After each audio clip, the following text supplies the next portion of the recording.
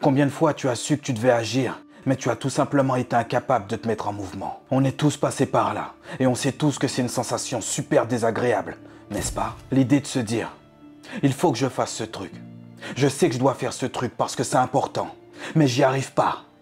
Pourquoi j'ai pas la force? Après tu te dis, ça y est, c'est bon. Je suis motivé, c'est bon, je vais le faire. Mais j'y arrive pas. J'ai pas la force. Alors tu reportes au lendemain. Ils parlent tous de confiance en soi. Alors qu'est-ce qui va pas chez moi? Pourquoi j'ai pas la force? Pourquoi je manque de motivation? Je suis Alan Smart, coach professionnel. Aujourd'hui, on va se concentrer sur les 4 principaux obstacles qui nous empêchent de devenir des légendes, qui nous empêchent de passer à l'action pour de bon, qui nous empêchent de vivre une vie épanouie pour de vrai. Cette vidéo est faite pour tous les incompris, tous les écorchés vifs. Nous sommes les nouveaux résilients et nous ne voulons plus d'une vie pleine de regrets. Si tu es dans le brouillard, je ressens ta tristesse, ta douleur, tes peurs, tes angoisses. Alors merci pour la force, mais désormais, c'est à moi de t'en donner. J'espère que le programme te plaît. Ok, ils disent tous que la procrastination est un choix, mais ils ne connaissent pas nos vies. Notre inaction cache souvent une douleur intense qu'ils ne peuvent pas comprendre. C'est difficile à cause du principe de récompense valorisé par notre cerveau. Notre cerveau aime les récompenses rapides. C'est pour ça que l'on aime les contenus courts sur les réseaux sociaux. On a notre dose de dopamine en 15 secondes, sur TikTok par exemple. Puisque le cerveau aime tout ce qui ne demande que très peu d'efforts, il te poussera à valoriser les récompenses immédiates plutôt que les récompenses à long terme. En gros, ton cerveau te dit « Je veux bien faire l'effort, mais je veux la récompense tout de suite. Si c'est dans trop longtemps, laisse tomber, je suis plus dans le coup. » Ton cerveau associe tout ce qui demande de l'engagement à des comportements pénibles. C'est là où ça devient problématique. On sait que pour réaliser de grandes choses, il va falloir travailler dur, planifier, persévérer, parfois même se priver. On devra faire des choses difficiles qui demandent de la patience et de l'implication. Et ce sont précisément ces actions difficiles qui peuvent nous sauver de la dépression. Parce que ce qui nous pend au nez, c'est de se réveiller un matin en se disant « J'aurais pu ». Si tu veux te lancer dans un projet qui se réalisera sur le long terme, pendant ton épopée, tu devras trouver un moyen de garder ton cerveau motivé. En lui donnant des récompenses, à chaque étape, à chaque palier franchi. Tu devras célébrer chaque petite victoire. Si tu respectes ton engagement de faire 3 séances de sport par semaine, accorde-toi une récompense. Si tu respectes ton engagement de finir un dossier important dans un temps bien défini, accorde-toi une récompense. Si tu t'engages à contacter 10 clients dans les 72 heures, contacte ces 10 clients. Ensuite, tu sais ce qu'il te reste à faire. Un resto, un ciné, une balade en montagne. Le choix de la récompense t'appartient.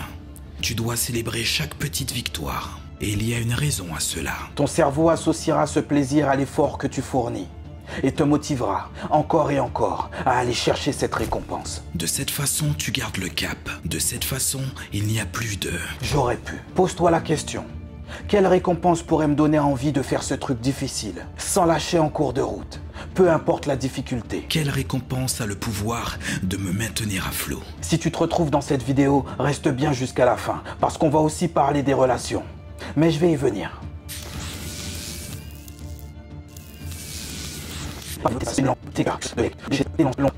Quand on procrastine, c'est parce qu'en général, on veut éviter de se mettre dans une situation qui génère de l'anxiété. On veut éviter de déclencher cette peur que l'on connaît tous. La peur de ne pas y arriver comme on le voudrait. La peur de l'échec. Dans cette phase, on expérimente ce que l'on appelle la paralysie décisionnelle. Oui, c'est ça. On est paralysé parce que nos émotions ont un impact considérable sur la façon dont on réfléchit. La plupart du temps, nous nous définissons comme des êtres rationnels. Mais en réalité, c'est faux. Si on s'intéresse de plus près à nos comportements au quotidien, on se rendra compte que la plupart de nos actions sont directement liées à nos émotions. Plusieurs milliers d'années d'évolution pour se rendre compte d'une chose. Nous nous focalisons sur les défauts des animaux pour soulager notre ego, alors que nous avons tant à apprendre de leur qualité. L'animal peut avoir peur, mais il ne connaît pas l'anxiété, parce qu'il vit dans le présent. Il expérimente la peur, parce qu'elle s'annonce dans des situations réelles, alors que nous restons figés par l'anxiété, qui n'est en réalité qu'une projection du mental. L'homme se distingue des autres espèces par sa capacité de contrôle. L'homme a plus de mal que les autres espèces parce qu'en étant trop dans le contrôle, il plonge petit à petit dans l'inaction. On procrastine parce que notre cerveau est en panique. Il n'est pas assez confiant pour nous convaincre qu'on peut réellement faire ce truc qu'on reporte depuis des jours. C'est là où on commence à manquer de motivation. Et qu'est-ce qui se passe à ton avis ? Quand tu t'étais promis de commencer ce truc, que tu as repoussé des dizaines de fois. Tu trouveras des prétextes, tu te figeras, tu esquiveras, tu te mentiras à toi-même. Et c'est là que les problèmes commenceront. Quand on n'arrive pas à agir malgré nos engagements, on ressent de la culpabilité. Et le taux d'anxiété commence à grimper en flèche. Au point où ça devient tendu, parce qu'à un certain niveau, c'est notre estime et notre confiance en nous qui commencent à être touchées. Pour ne rien arranger, nos proches nous demanderont si notre projet avance. Si on a enfin fait ce qu'on s'était engagé à faire. On trouvera des excuses, on évitera de donner des détails. On ne dira pas la vérité sur notre manque de motivation.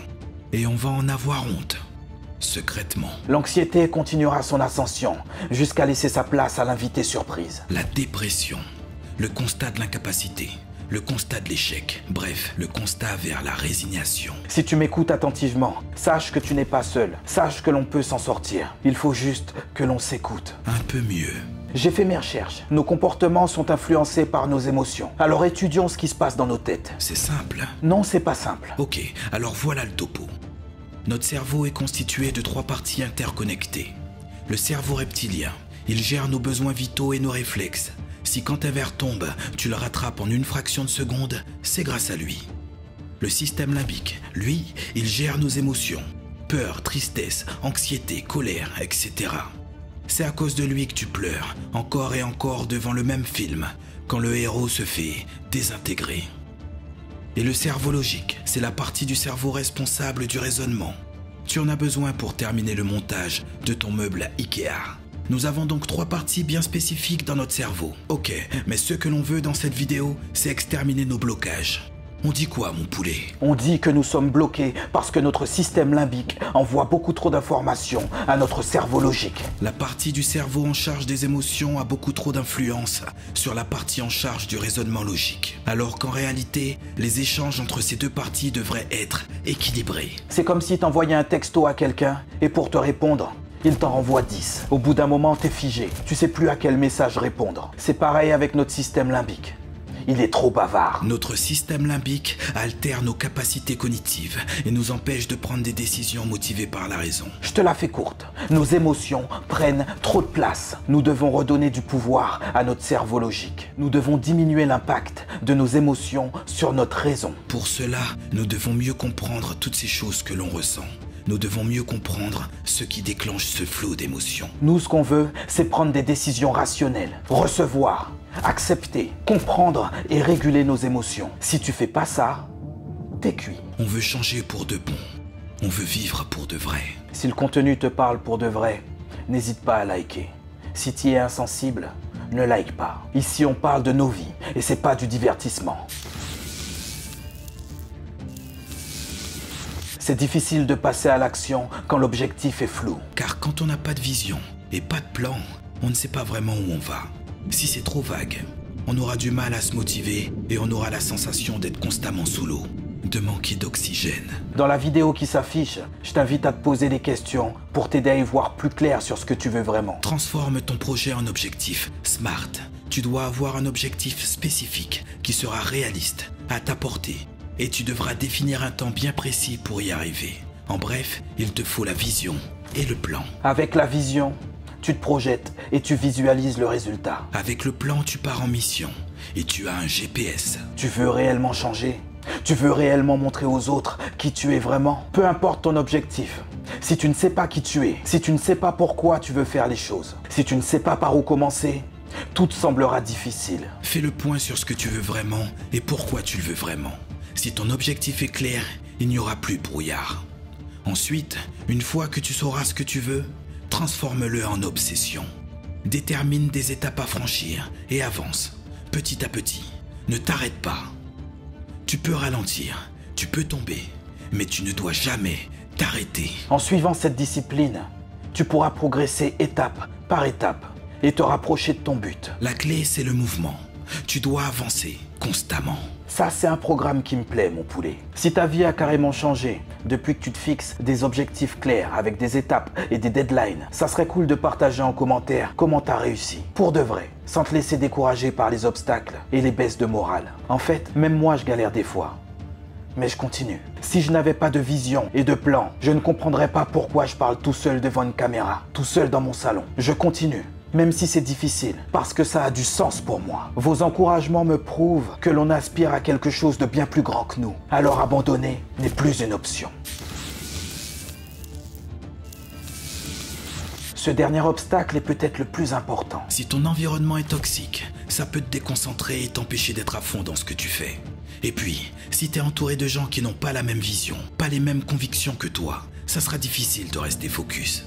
Si tu donnes sans compter, assure-toi de t'entourer de gens qui donnent sans compter. Car si tu choisis mal tes alliés, le jour où tu ne pourras plus donner, juste parce que tu veux te consacrer à toi, un peu plus, tes soi-disant coéquipiers te verront comme un égoïste, alors que eux n'ont jamais rien fait pour te lancer une bouée quand t'étais en train de suffoquer. Assure-toi d'identifier les gens qui ne veulent pas de toi, mais juste quelque chose de toi. La nuance est cruciale. Tout le monde ne te veut pas du bien. Et tout le monde ne te veut pas du mal. Mais c'est ton cerveau logique qui te fera faire les bons choix en termes de relations. Je suis désolé de te le dire, mais la personne avec qui tu vis fait aussi partie de ton environnement. Cette personne ne porte peut-être pas la responsabilité de ton projet, mais si elle ne te donne pas le soutien dont tu as besoin, elle ne doit pas être un frein à ce que tu mets en place. Si cette personne t'aime vraiment, elle te facilitera. Assure-toi d'être au clair sur ce point. C'est une étape cruciale si tu veux vraiment durer dans ce marathon. Le marathon de ta vie. Cette vidéo est destinée à ceux qui ont capté l'importance de la résilience. Bien choisir son environnement est capital. Mais il y a aussi les distractions. Elles ont aussi le pouvoir de t'éloigner de ton objectif. Tu connais le truc. Les notifications de ton téléphone, les réseaux sociaux, les séries, les addictions. Tu n'es pas obligé d'arrêter toutes ces distractions. Garde juste en tête qu'elles ont le pouvoir de gâcher ta vie, tout simplement. Alors il faut doser. Choisis bien ton environnement, choisis bien ton champ de bataille, identifie tes alliés, identifie tes ennemis et régule tes distractions. Je te le répète, si tu sais qui tu es, si tu sais ce que tu veux, si tu établis un plan et si tu t'y tiens, personne ne pourra t'arrêter. Rome ne s'est pas bâtie en un jour. Tu peux bien prendre le temps d'avancer à ton rythme. Tant que tu le fais d'un pas décidé et réfléchi. Tant que tu ne t'arrêtes pas. L'expression carpe diem incite à profiter de l'instant présent, sans se soucier du lendemain. Sur cette chaîne, et au vu des commentaires, je constate que nous pensons différemment. Le futur compte, plus que jamais. Alors soyons ancrés dans le présent, et soyons focus sur l'avenir. Smart et Diem. Oui, nous avons des objectifs SMART avec un esprit porté sur le futur. Smart et Diem. Ben ouais, mon poulet. Je ne suis pas un spécialiste en neurosciences. Juste un coach qui a traversé des épreuves, qui se documente et qui trouve du sens dans ce qu'il affirme. Si le sujet du cerveau te passionne, je t'invite à faire des recherches auprès de sources spécialisées. Mais il y a une chose dont je suis certain, c'est que nos blocages ne sont pas une fatalité. Nous pouvons atteindre nos objectifs, réaliser de grandes choses et transformer notre vie pour le mieux. Accueille, accepte et analyse tes émotions pour devenir meilleur. Il est temps de bâtir ta légende personnelle.